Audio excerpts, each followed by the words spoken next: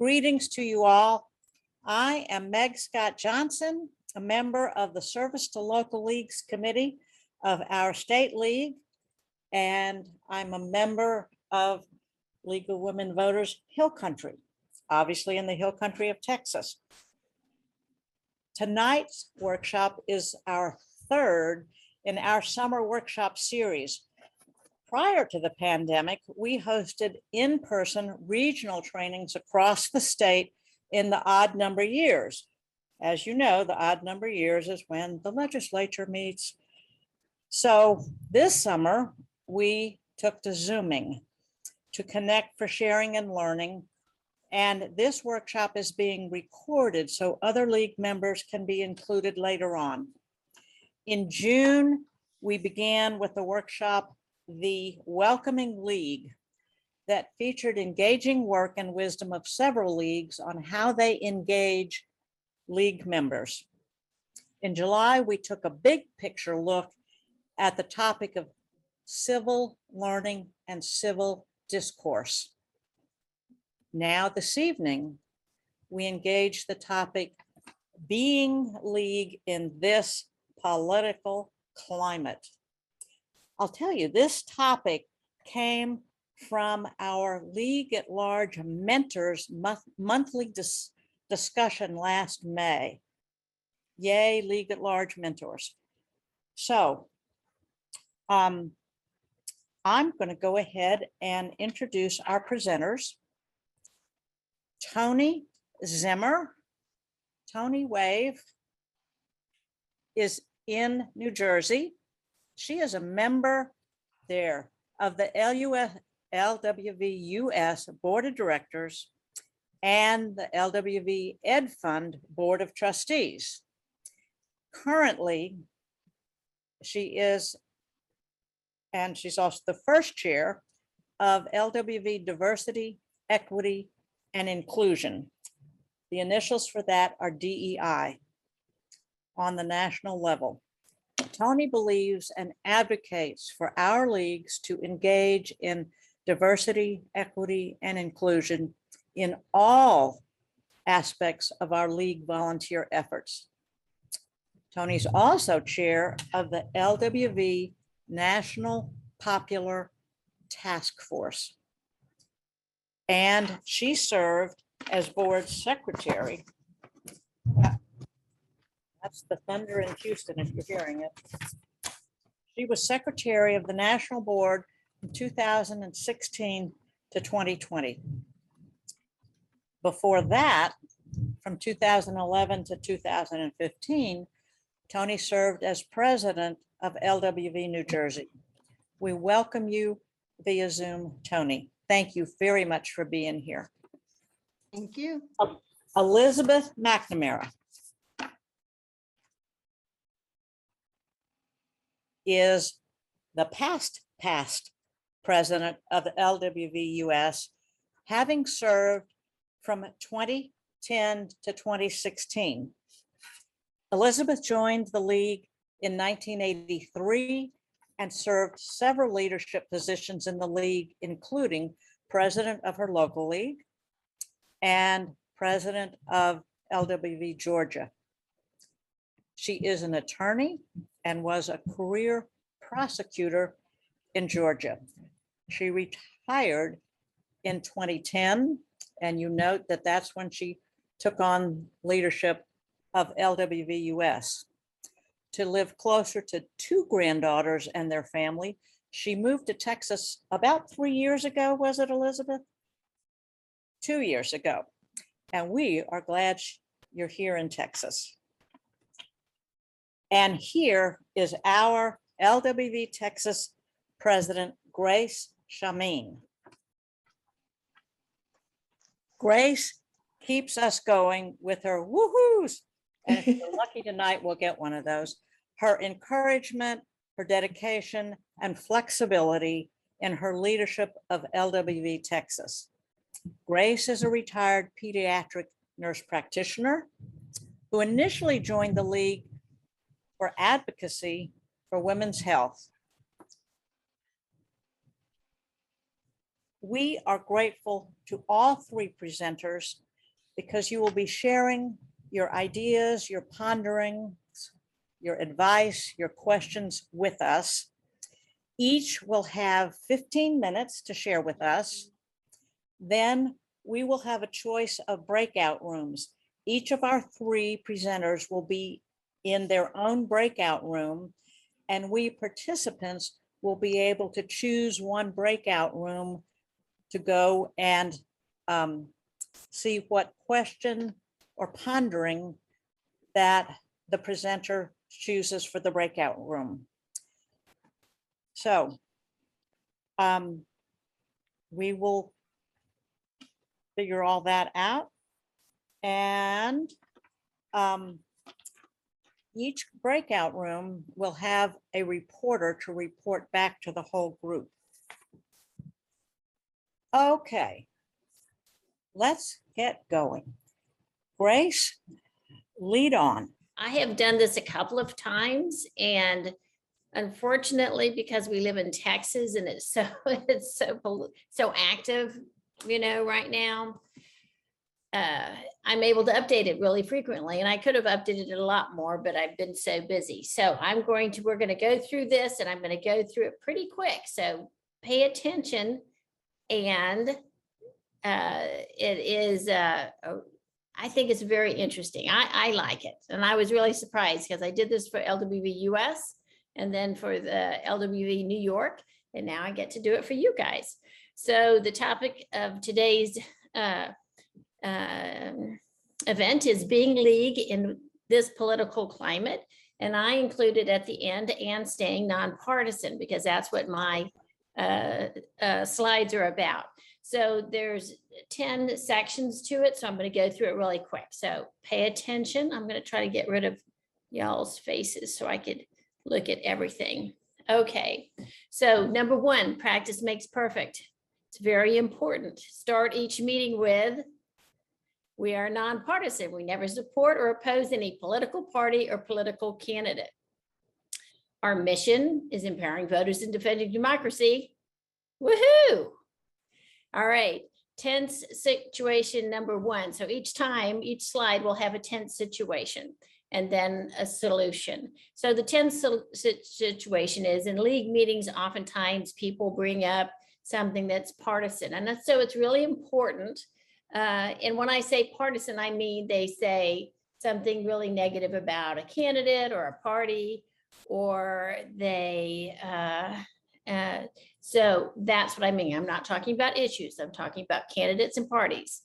So during a league meeting, if somebody starts going off on a tangent and you'd like them to stop, because we would like to continue to be nonpartisan, just repeat the nonpartisan phrase. We are nonpartisan. We never support or oppose any political party or political candidate.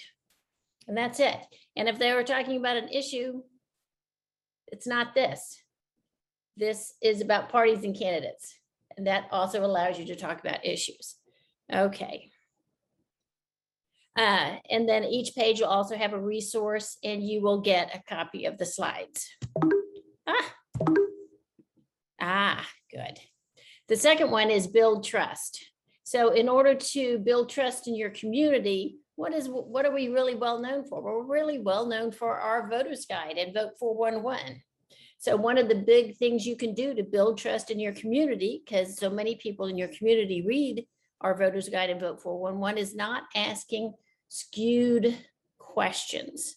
So you want to have unskewed questions, or try to have unbiased questions. Another thing you could do is build relationship with election officials. I think that's very important, because if they know you're there to support them, they'll be happy to see you. Provide trusted voter information. Go through your website. If you have a question about something that's on there that maybe you're sharing that may not be correct, you could ask us, or we have lawyers we could talk to and get the actual correct information for voters to have. Share practical solutions. If somebody can't get a voter ID, send them to Vote Writers.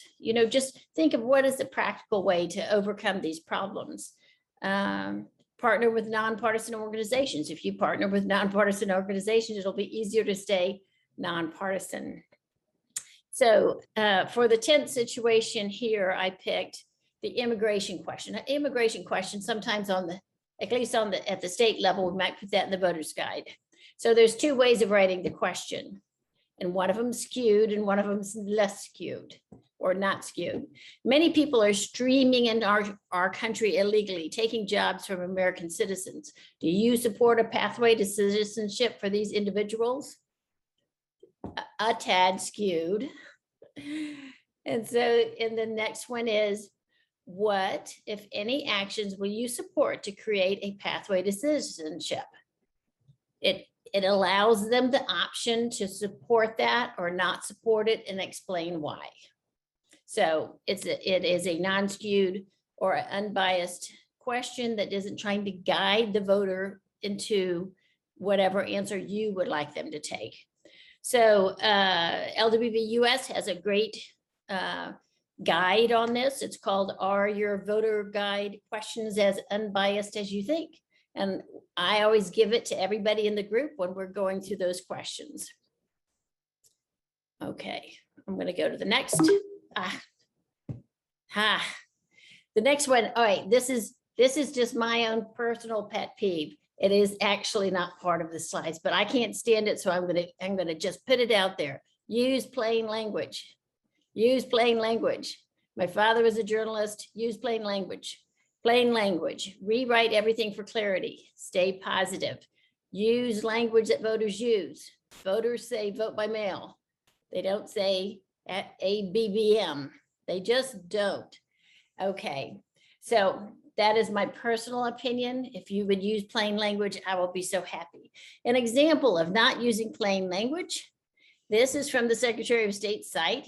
And when we first started working with them, this is what they had up about the voter ID and which voter ID information you are supposed to use. I'm not going to read it for you, but it has words like reasonable impediment declaration,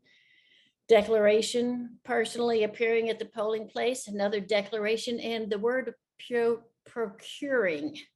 So please consider to use plain language and why it's so important to me and for the voters that you serve. And then I'll have some resources for you. Since then, this is still there because it's legally required, but they've put the correct, much easier information on their website with us working with them forcefully. All right, number 4, build relationships with the media. So you want to serve your community, you're trying to be nonpartisan. The media wants to talk to you guys. They want to talk to somebody who will give them a nonpartisan view of what is going on. So to be sure and build up your relationship with the media. When you talk to the media, always support league positions. Never oppose league positions in public. If you oppose them in private, that's okay. Always be prepared to pivot because media sometimes asks you questions that you don't want to talk about. So you pivot over to something that you'd like to talk about. Use league resources, and I'll provide you with those. Always talk about shared values, and we'll go over that a little bit here. If it's a question you feel uncomfortable with, don't answer it. Say, oh, I would really rather you ask this other organization. So you should know your organizations in your community. And then DEI the heck out of media. And that's what I'm saying. I had such a great time during the elections because I would talk to Black radio, which is in the Houston area. And I would talk to them about once a week about different issues that were coming up. And they just relied on me to provide some guidance on voting in elections. And it really made me feel good. And it was good to share that information with those communities. So know that there's Spanish radio stations, there's Black radio stations, there's country, there's Western, there's news. So just check out your media, know who they are. So this particular tense situation was, there was some bill that we signed against And the media wanted to talk to me about it. Well, you know, it's not a priority issue. I said, I really don't want to talk about it, but this is from our, what's it called, testimony. So I just was sharing that with you, but I didn't want to talk about it. So I sent them over to Impact Texas. Impact Texas is a faith group. They also oppose this legislation. And so I felt like they would be the better ones for the media to talk to. So knowing who your partners are and who specializes in what and sending it over, the media really appreciates that I share that information with them. Let's go to this one. Boop. Messaging. I love this part, along with talking in plain language, messaging. Message with shared values. Message with shared values. We do have shared values. We do have shared values. All Texans want elections to be free, fair, and accessible. At least they should. And it makes sense to them, free, fair, and accessible. And they think that's what's happening. So use those words, because those are shared values that they will listen to you after you say a shared value. They will listen to the rest of the sentence. They won't suddenly shut you down. Like if you say, you're trying to suppress my vote, they will shut you down. So try to start off every subject with a shared value. I use the resource called Rethink Media, and I also use LWV.org. If you go into the league part, which is league management, and put in their talking points, they have all sorts of talking points on these things that you guys can use when you write your messaging. So some of the things that they like: free and fair elections, right there, having a voice, accessibility. They love integrity. If I use integrity, I always put it with free, fair, and accessible, because they try to use integrity to divide people. So sure, you want integrity, but you want it to be free, fair, and accessible also. The freedom to vote is extremely well heard in conservative areas. Everybody wants the freedom to vote. And then just trying to pull them in, whether in a small Texas town or one of Texas's major metropolitan areas. So those are using words, you're trying to bring them in. I'm going to go to the next one. Number 6, speaking with one voice. In the league, we do something called speaking with one voice. So we want to use league talking points. We want to use our positions and our principles. We need to stay within that kind of wording, and it just helps us all sound like we're on the same page, and we are on the same page. So you use those talking points, and so that we could speak with one voice on these issues. Let's see what this one is about. Tense situation number 6. When they were talking about the Attorney General tried to sue about the election results. And this is what I wrote. Voting brings us together as Americans. That's actually LWVUS talking point. I just took it right there from them. It is the one time we are all equal. It's good. I am a nurse. I'm not a writer, so I'd love to use stuff that's already put together from us. So please use that when you're writing your stuff. Boop. Be consistent. Be consistent. Support league values. And because I'm a nurse, a pediatric nurse especially, I always catch people doing good and praise them for it. So when Governor Abbott extended early voting during the pandemic in 2020, I was like, woohoo, yay, thank you so much. That is fantastic. So you want to find those times when your elected officials, who may not always be doing the right thing, when they do the right things, say, great job, we're really happy you did that. So they feel valued and they'll listen to you next time. I'm going to read a little bit to you. Texans want to exercise their right to vote safely. That's a shared value. They do. We are asking the governor to uphold the democratic values that our country was founded on. Shared value. They're going to read the rest of the story. Let Governor Abbott know you are appalled. He removed safe and secure vote by mail drop-off locations used by vulnerable, older, and disabled voters. So you're trying to tell the story to bring empathy in. So anyway, I really like telling a story to bring empathy so that they can understand what the problem is. Oops. Issues are not partisan. I'm going to say it one more time. Issues are not partisan. What is our nonpartisan policy statement? We never support or oppose political parties or political candidates. Issues are not partisan. We have positions on issues. We have national positions that we all support. We're a grassroots organization, so people voted in our positions. We have Texas positions that the Texas leagues and members supported, and many of the local leagues also have local positions. So support league positions, find shared values, call out bad actions, not bad people or bad parties. I don't do that. And I think it's really important for leagues to try to not do that. So here it is, a recent, no.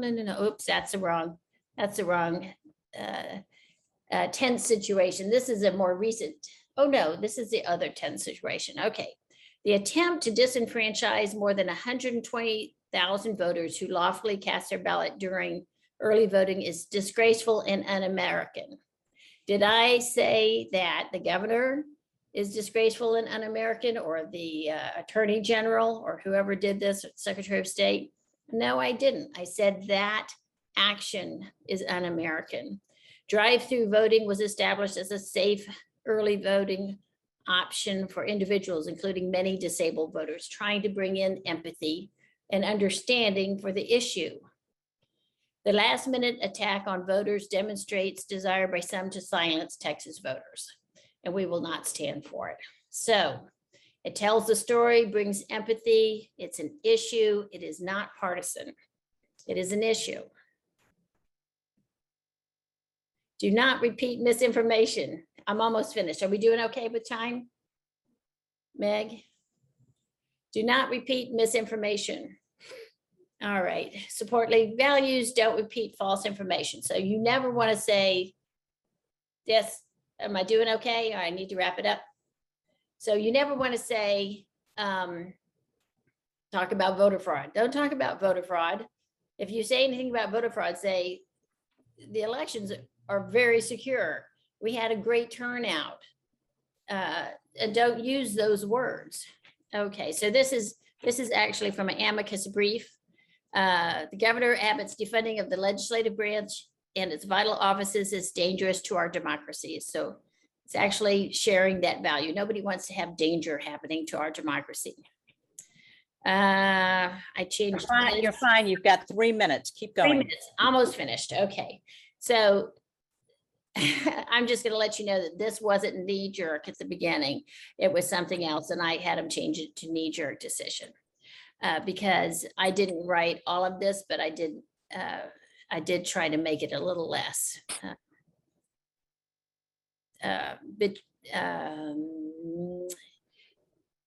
Very pointed. So Texas electeds were forced to walk out of the legislature to stop an unprecedented attack on our freedom to vote. And now means paychecks of the legislative staff and possibly state pensions are on the line. So I tried to not say anything about they left and they broke the quorum and what, the Democrats did this and the Democrats that. I actually said that they were forced to walk out, and they were, because they were forced to walk out because the legislature, the Republicans in the legislature were not making the amendments that were needed, and they were just trying to force through legislation that was not properly vetted. So that's what I said. All right, boogers. I accidentally turned it off. Let's see if it comes back on. Yay. All right. Nope. Oh, good. All right, we get to the cute picture of my dog, and this is the end of the story. This is number 10, which is repeat the league message. Repeat the league message. So practice, build trust, build relationships with the media, use plain language. That's my pet peeve. Message with shared values, speak with one voice, be consistent. Like if you find somebody doing something good, then praise them. Issues are not partisan. Don't repeat misinformation, and repeat the league message. That is my dog in front of the vote sign. And it's important to remember to have fun. And this is a wonderful quote by Sojourner Truth. And I'm going to read it out loud to you because to me it's very moving, especially here in Texas where we are fighting so hard for the freedom to vote. And this is what she said. Life is a hard battle anyway. If we caught and sing a little as we fight the good fight of freedom, it makes it all go easier. I will not allow my life's light to be determined by the darkness around me. So I hope that helps you understand that even though all this stuff is happening about voting and elections and defunding, and it seems to be falling apart here, democracy seems to be falling apart here in Texas. I do think that everybody needs to remember that we should have fun, that we should sing, and we should try really hard to make democracy and our work here in the league as fun and happy as possible, because we're going to have to push on for a long time. So I really, really appreciate that y'all are doing this with me. So thank you so much. I'm going to stop sharing. Boop. There I am. Thank you, Grace. Thank you, Grace. That's just what we needed to get us started. Elisabeth MacNamara, please share with us. Well, good evening, and thank you for inviting me to do this. Remember, as I'm speaking here, that I am a new Texan and that I am a new voter in Texas. So I may have more questions than answers here on some of my remarks, but in looking at the questions that Meg posed in the lead up to this, it occurred to me that these are 30,000 foot questions. And since I'm a 30,000 foot person, I feel very at home. I apologize, I do not have any, I don't have any slides, but I do want to address the idea of pondering where we are right now in America, where we are right now in Texas. And I've spent the pandemic doing a lot of reading, and I love American history. And so I found it discouraging, but also encouraging that nothing that we're seeing today, none of the tactics that are going on in the legislature, except that I probably haven't ever seen a legislative session that was all about messaging and not about actually doing anything, is new in America. None of this is unique. Some of the tactics that are being used go back as far as the founders. The founders loved personal attacks and misinformation. The issue, of course, right now for us, and the reason that this is all so in our face, is because of the revolution in technology. It's everywhere. But I still don't see, and while I see this as being a problem for us in the short run, in the long run, I think we really do need to focus on what truly is unique about this moment. As the legislatures around the country are trying to resurrect tactics that have not been used since the 19th century, my particular concern is about moves to make vote counting and election administration more partisan, as opposed to what it has been, thanks to the Voting Rights Act, in my opinion, a more administrative process, less partisan. As they're making these moves backwards, I think we need to keep focused on the future. We got the census numbers today, and the census numbers confirmed what we all kind of expected. Excuse me, my cat has joined us here and would like to help me make this presentation. What we all expected, and we've all needed numbers for, and that is that the traditional non-Hispanic white population has decreased, and the number of what we used to consider minorities and may not be minorities very much longer have increased in population in this country. We knew this was coming. We knew it was coming in Texas. We knew there was an explosion of the Latinx population here in Texas. And for the first time in all of the years that there has been some form of democracy in America, which by my calculation is somewhere just under 400 years, for the first time, as we're making these steps backwards, every American over the age of 18 has the right to vote. We can make it harder, and the legislatures are trying to make it harder. We can make it less convenient. We can try to discourage voting, but at the end of the day, we can't go back to the days when women couldn't vote, when African Americans couldn't vote, when Latinos couldn't vote, when Asian Americans had difficulty voting. We can't go back to those days. And I think that is unique in our history. That is what gives me hope about the future. And we here in the League were founded to help women, albeit white women, cast their ballots after 1920 and have their votes count. That was our central mission.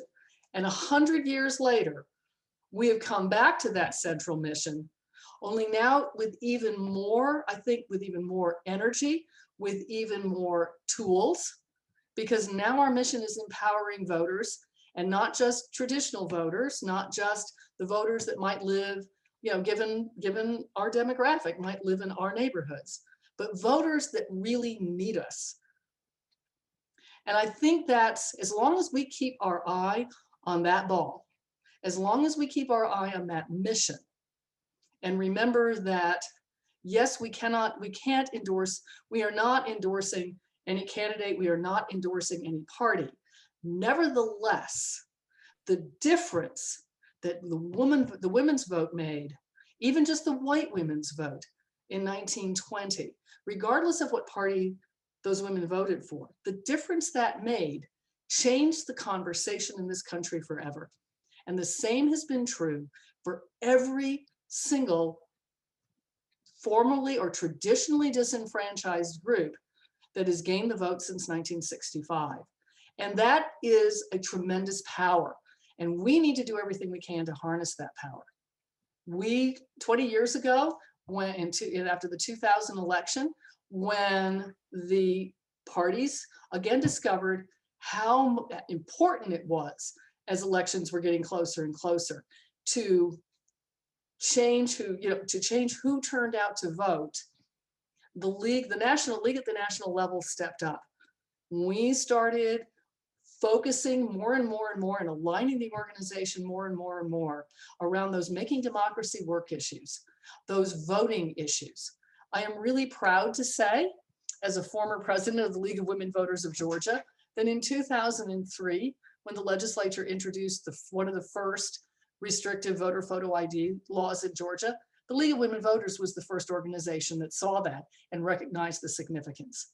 And for too long during that legislative session, we were a voice in the wilderness. No one was paying attention to us. Now everyone is paying attention to those issues, and we need to capitalize on that. If we can focus on registering and turning out as many eligible voters as possible all across this country, all across the state of Texas, then their sheer numbers are going to make a difference, no matter what the current power structure in Texas would like to do. No matter how hard they try and push that voting rights genie back into the bottle, it cannot be done. And I think we need to be focusing on that rather than focusing on the fact that, at least in the short run, yeah, we're probably going to continue to be on defense in the legislature. We may continue to see gridlock in Congress. we know for right now that the courts are probably not going to be our friends moving forward. But there is a political solution to this, and that political solution is a ground game. A good ground game will go a long way. I do come from Georgia. I was there in 2018. I voted for Stacey Abrams. And I also saw representing the League of Women Voters, what it took in order to bring the state along to that extent. And we had some advantages in Georgia. We had better voter registration laws than we have here in Texas. We had a minority population that was not as challenged by citizenship questions as we do here in Texas. But nevertheless, the key to all of this was to organize, was bringing partner organizations together to focus at least part of their time, and in some cases like the leagues, all of their time, on protecting voting rights, making sure that even if they were a service organization, that their constituents, the folks they were providing services to, had the opportunity to register, had the opportunity, had the information that they needed to go vote. We have a lot to learn in this, and I'm sure Toni will touch on this as well. We have a lot to learn as a legacy organization of rising out of the suffrage movement that was as segregated as it was, to learn about the communities that we need to be working with, the communities that need the kind of information that we have, that need the volunteers that we can make available, that need or could use the kind of resources that we can provide because we are a nonpartisan organization. We have some real strengths, but those strengths are not necessarily well known. And so we need to be listening. We need to be partnering at every single level of league. We need to make connections in our local communities, because from what I'm seeing here in the legislatures, and not just in Texas, but all across the country, who are supposedly reforming their election laws after the 2020 election, what had been a state issue that was supported from the national level may be moving very quickly to a local issue supported by both state and national. If, for example, this election bill passes in Texas, how important are poll watchers going to be? How important is it going to be documenting whatever activities might occur or whatever disruptions might occur in vulnerable voting precincts or vote centers, in order to document and present a court case, either under the 14th Amendment or under the Voting Rights Act, to a court? Because if in fact these legislatures succeed in replacing local voting officials or in encouraging behavior at polls that systematically discourages certain individuals from voting, I am confident that even this Supreme Court is going to cry foul. So we need to be prepared. We have been preparing ourselves. We have been aligning ourselves around this issue. We have been consistent, as Grace says, in messaging on this issue. We have been working so hard at the state and local levels to make sure that our voting laws are as free and fair as they possibly can be. We've had remarkable success given the amount of money and the kind of forces that have been aligned against us. So as we're moving forward, I think that we need to perhaps pay some attention on the local levels, because I know I have been a member of the League of Women Voters for nearly 40 years now. I was always a member in Georgia. I have national experience. This is the first time that I have been a member here in Texas, and the first time in decades that I have been a member and a board member on a local league, and looking kind of up and out or in a community that I'm not familiar with. And I know that I'm not, as a new voter in Texas, I'm not alone. So any help that people could give us at the local level as to where we find partners, who are good partners, what organizations are there. We have a unique We have a unique organization that actually has real people in real communities, which is not true for an awful lot of our natural allies. We need to capitalize on that. We need to capitalize on the fact that we do a true nonpartisan voter guide, and we still are doing candidate forums around the state. Very few organizations are still able to do that. And very few organizations, at least in my experience, are able to actually produce a voter guide that elected officials will respond to.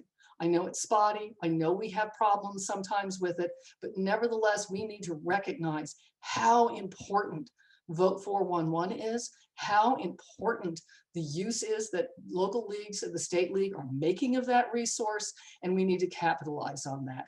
Because as we are looking for ways of networking, we've got to remember that a lot of those skills we talked about in the last training session, a lot of those skills of listening and civil dialogue and reaching across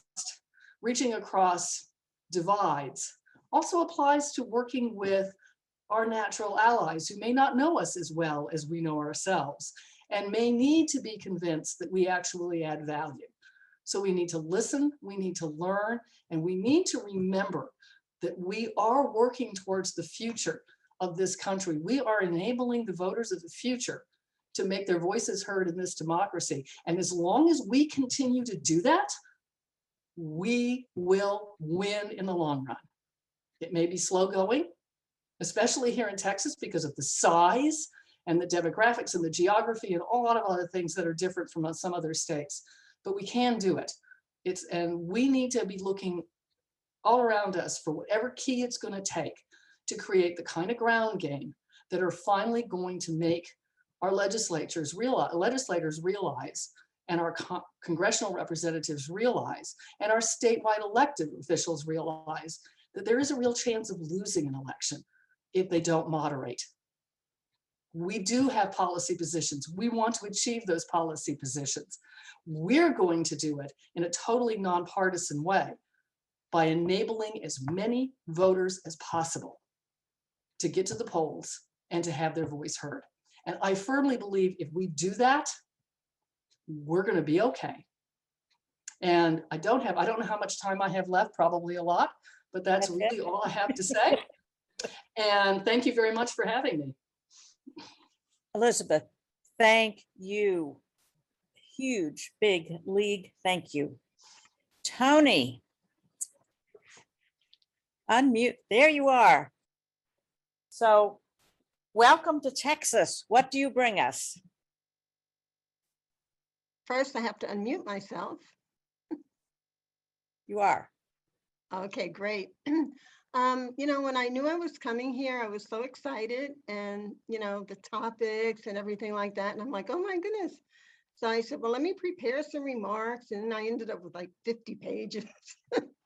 And I finally pared it down to a couple. So I have some remarks here that I'd like to share with you. But I want to thank you for having me, and I'm happy to be here. More than 100 years ago, the League of Women Voters of the U.S. was founded to be a nonpartisan voice for American women who wanted free, fair, and open elections above all else. Our founders believed that voters must always have the facts, no matter how difficult those facts could be to accept, especially when it challenges one's deeply held beliefs about a candidate or a political party. Our founders were attacked for taking positions rooted in fact back then, and today not much has changed.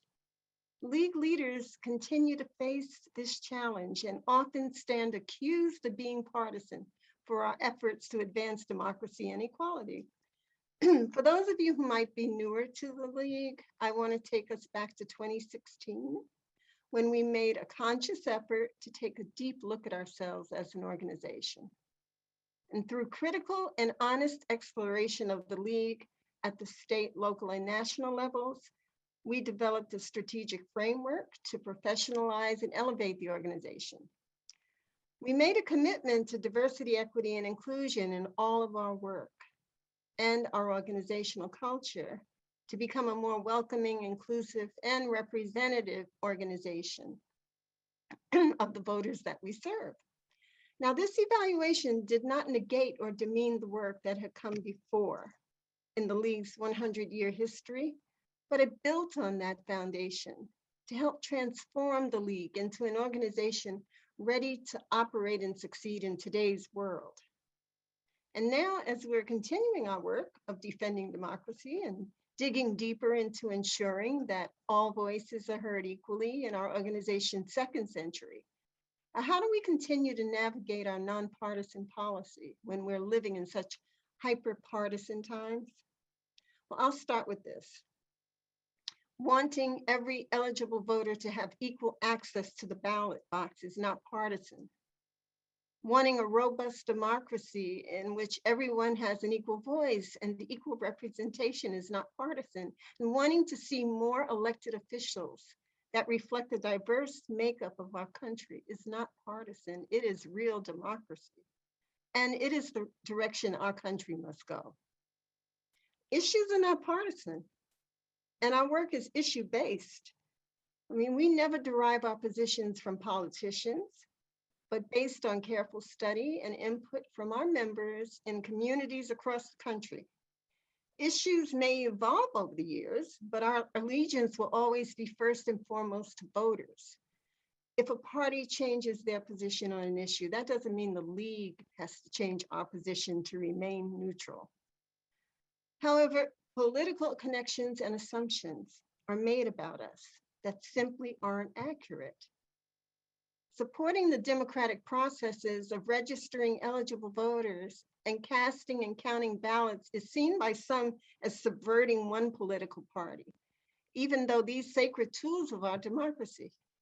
Likewise, empowering voters who previously have been left out of the process and supporting the anti-racism movement does not mean we're in alliance with one ideological segment of American government.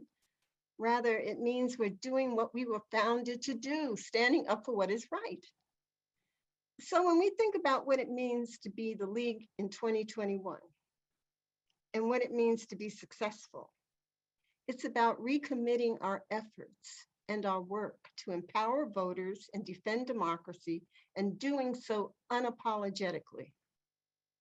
Our commitment to diversity, equity, and inclusion is not just the catchphrase of the moment, it is our new trajectory. It is becoming part of our DNA.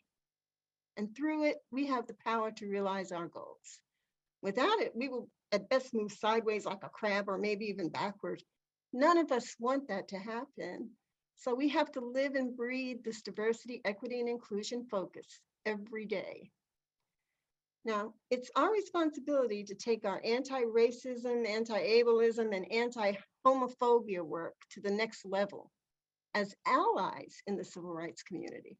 This is not our space to lead, but as leaders of our organization, we must lean into this moment and offer our unity and our support. And that means being prepared to sit down and even stay away if we're asked to do so. And we won't get this work done unless we all pull together. And one of the most important pieces of racial justice and civil rights is protecting the right to vote.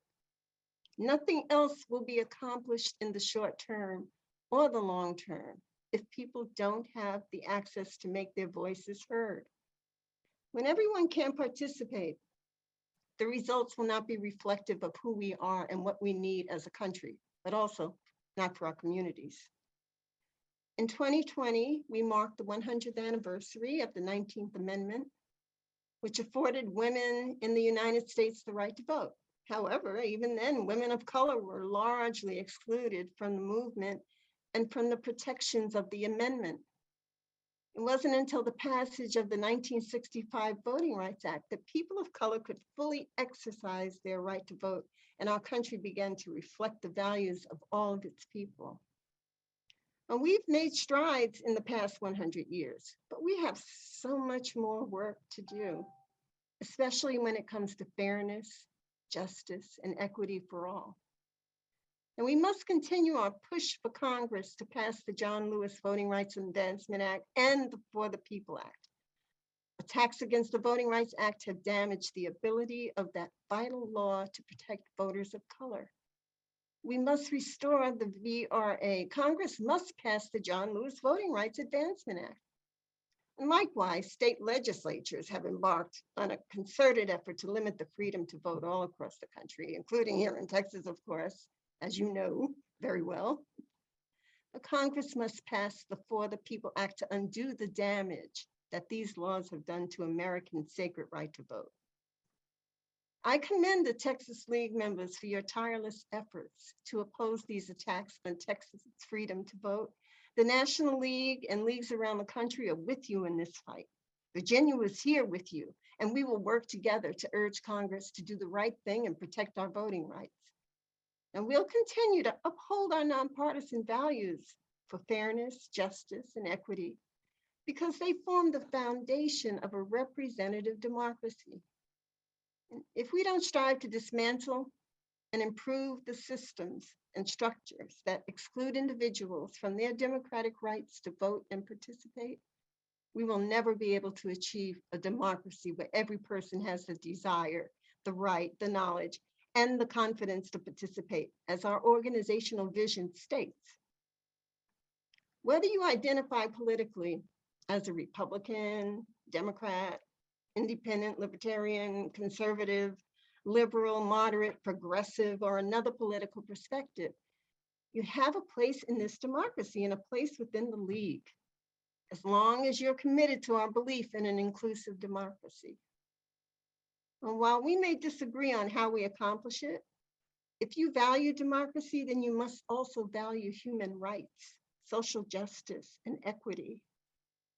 The League will continue to fight for the nonpartisan, anti-racism, pro-civil rights issues and policies we've worked so hard to advance for a century.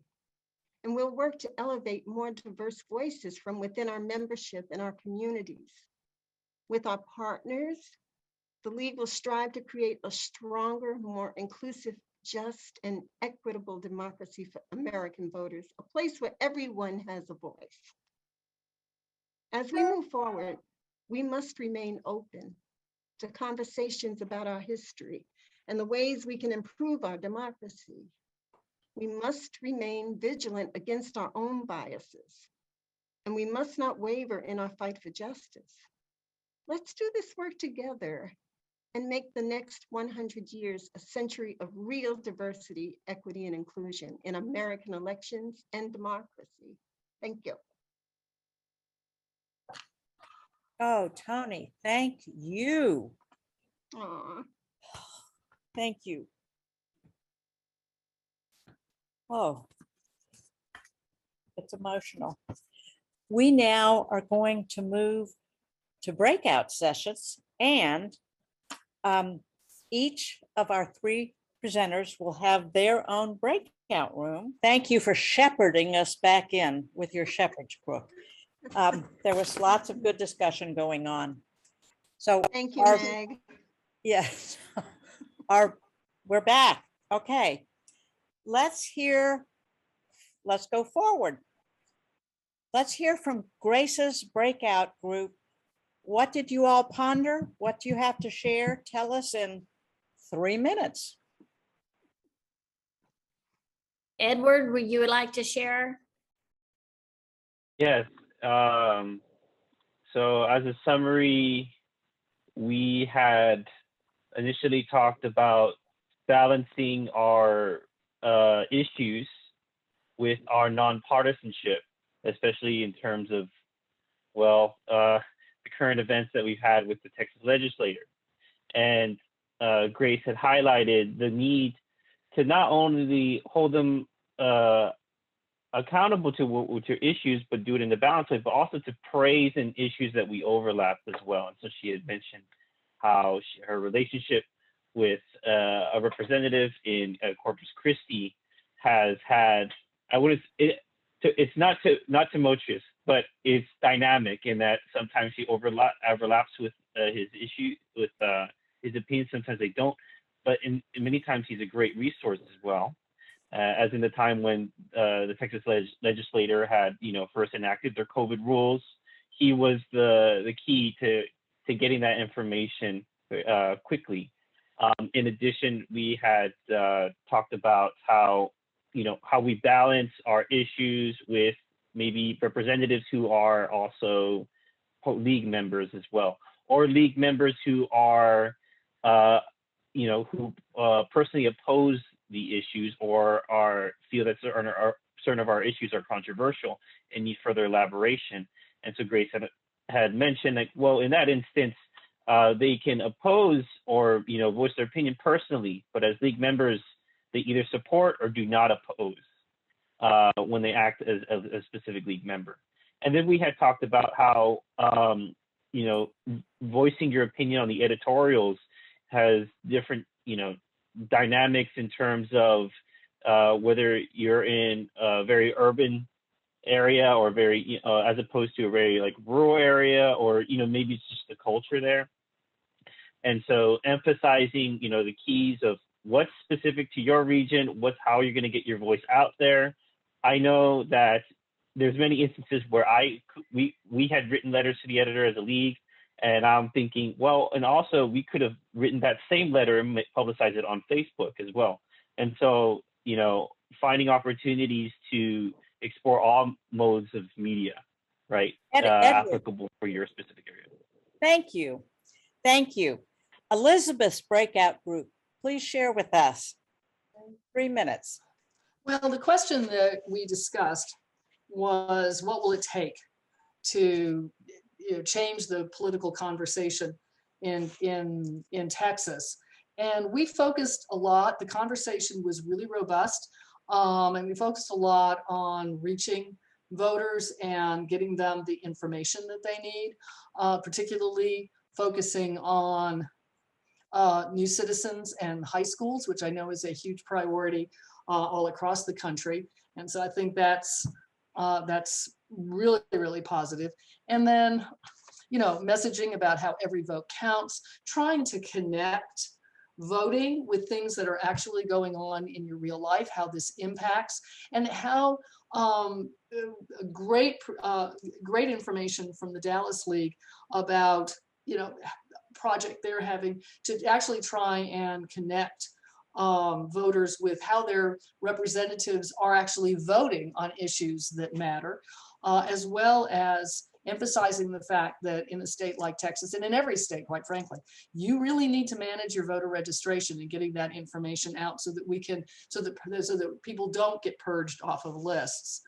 And then, also pointing out how sad it is that with all of the creative efforts that went on during the 2020 election in the middle of a pandemic, all the efforts that local administrators made, particularly in Harris County, to really be creative on making voting accessible for all of their voters, how sad it is that the legislature has been specifically targeting those efforts in this particular bill. Getting people to read the voter guides, publicizing our voter guides, and then focusing on how important it is to focus on primaries in a state like Texas. Making people understand that even if they believe that they are an independent, they can go into either primary, and that's an extremely important thing. And finally, the importance of providing civic education for adults. This is, I can tell you from my experience as a first-time voter, this is a confusing state. Probably every new state is confusing, and making sure that people have the right information is important. We have a tendency sometimes, I think, in League, because we understand it, not to think of things from the point of view of a new voter. So fabulous conversation. I thank everybody that participated. Thank you. And in Toni's breakout group, Diane. Sorry, I had to unmute. Okay, so, wow. I'm going to really kind of summarize, but then I'm going to give a couple of examples. The first question was how to expand DEI into our communities.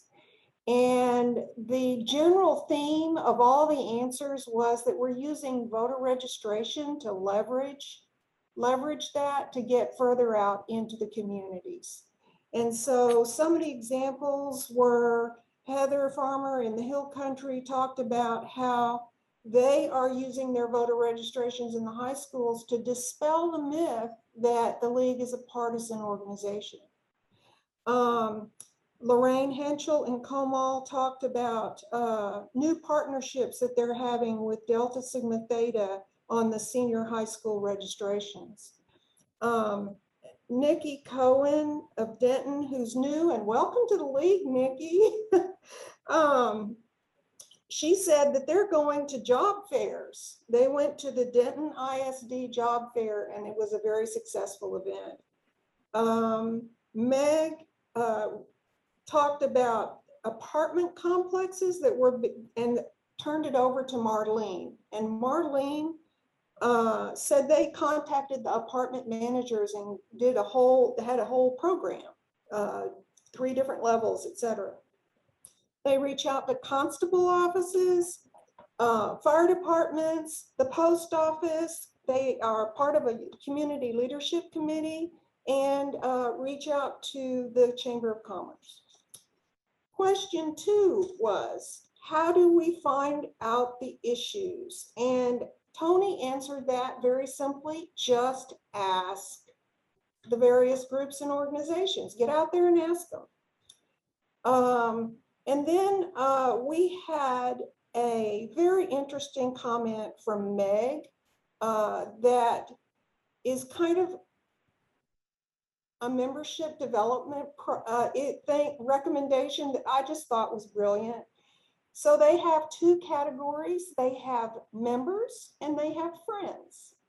And if a person's membership lapses, they just get moved to friends, and their contact is maintained that way. And that gives them abilities to reach out to them and find out what could be done better. And that's a summary of our discussion. Thank you, thank you, thank you. And let me say that was Marlene in Sci-Fair League. And I am honored to be the League at Large mentor for that amazing league. Very busy league. So let me say thank you to our presenters. Thank you to participants. This is so encouraging in this time, so needed. Onward. You're truly, truly doing the energy of empowering voters and defending democracy. We have 2 announcements. One is on the state level for the membership chairs in all the leagues. State board member Susan Majors is beginning a monthly meeting for the membership chairs. It begins September 23rd at 7 p.m. Watch for that, because there's such good ideas about recruiting, engaging, retaining membership. We need to share that all across our large league in this big state. And Pat Chong, what would you like to say about nominations for the state board? Yes, well, I have the privilege of serving as the chair of the nominating committee for LWV Texas this year. And I've been observing tonight, and a couple of our members are here tonight. I know Elaine Wyant is also on the committee, Yvonne Sanchez, Annie Bennyfield from Houston, Gloria Sasser from Comal area. And we are looking for leaders. We're looking for diversity for our state board. We have probably at least 4 positions, people who will be leaving the board. And we're looking for people with experience, leadership, philanthropy, business, skills, all sorts of skills, government, nonprofit experience, people who belong to underrepresented communities, and we are open and inclusive. DEI is fundamental to the work that we do. So last thing, on the league website, LWV Texas, so it would be my.lwv.org/Texas. On the menu on the left, there is now a menu item called nominations.